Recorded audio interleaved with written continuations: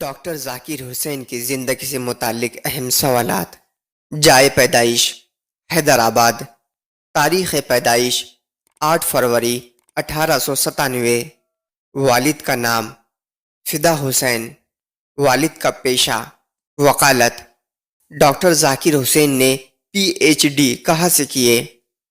German کی Berlin university سے۔ Doctor ذاکر حسین نے کس موضوع میں پی ایچ ڈی کیے تھے؟ معاشیات میں۔ ڈاکٹر ذاکر حسین پہلی بار راجیہ سبھا کے ممبر کب بنے؟ 1952 میں۔ بہار میں وہ کس لیے مشہور ہے؟ ڈاکٹر ذاکر حسین 1957 میں صوبے بہار میں پہلے مسلم گورنر کی حیثیت سے فائز ہوئے تھے۔ ڈاکٹر ذاکر حسین ہندوستان کے نائب صدر جمہوریہ کب بنائے گئے تھے؟ 1962 میں۔